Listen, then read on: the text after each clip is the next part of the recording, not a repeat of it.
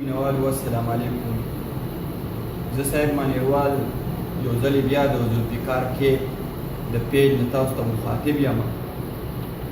هیله لرم چې روغ جوړ به یې، خوشحاله به یې. ذوالفقار کې کیمره راته نیولې ده او زمونږ ډېر ښه ملګری دی، د ادب ملګری هم دی، او د غم خالی ملګری هم دی، او ډېره ګرانه کوي په دې دور کې، په دې ځانځانلی دور کې، په دې لوبي لوبي دور کې چې زمونږ داسې د روحو ملګرو دا غږ چې دی ډېرو مسافرو ملګرو ته، وطنوالو ملګرو ته رسوي، او زمونږ دا روان تصویر چې دی نو هغه یې د سترګو د روانې تېر باسي.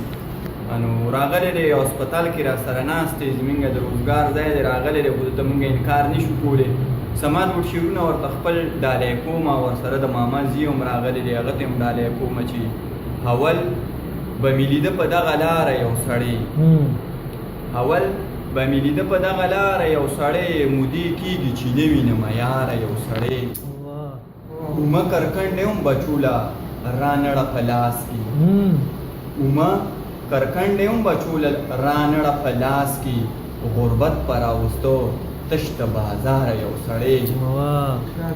او هغه به دا ویل پیسې ګټل اسانه نه ده، هغه به دا ویل پیسې ګټل اسانه نه ده، خولې خولې روان د روزګاره یو سړی.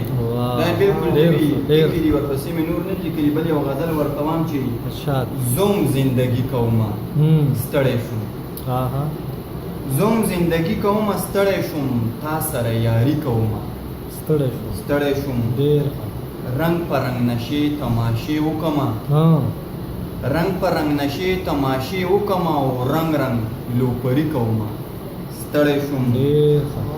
کله دې په زنه او کله حال باندې، کله دې په زنه او کله حال باندې، بس خو شاعري کومه ستړی شوم. 19 د جانانه شل مې نه کړې شوه، 19 د جانانه شل مې نه کړې شوه، او ورځ او شپه خواري کومه ستړی شوم.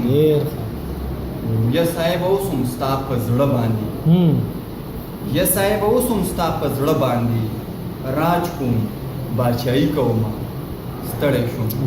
ګرانو ملګرو، د ذوالفقار کیپ د پیج نه موږ تاسو ته ډېر زر زر مخاطب کېږو، ډېره زیاته مینه کوي شاعرانو ملګرو سره، ډېر ښکلي د ادب پروګرامونه او ډېر ښکلي د مرکې هم کوي. او زما خپلو پښتنو ملګرو ته خواست دی څوک چې زما دا غږ اوري چې د ذوالفقار پیج چې کوم دی نو د دې ویډیوګانې یو بل سره شیر هم کړي، او د دا پیج لایک هم کړي، ځکه د پښتو ژبې دپاره ببر سر او سري ګریوان کوڅه په کوڅه او کلي په کلي او چم په چم باندې ګرځي.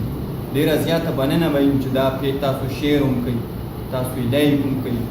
ډېره زیاته مننه که د ما نه په خبرو کې داسې څه غلطي شوي، بښنه غواړم. یو جهان مننه کوم د ذوالفقار چې راغی او ما یې دومره قیمتي ټیم راکړه دلته کې، او زما یې سره ریکارډ کړه د خپلو مینوالو دپاره.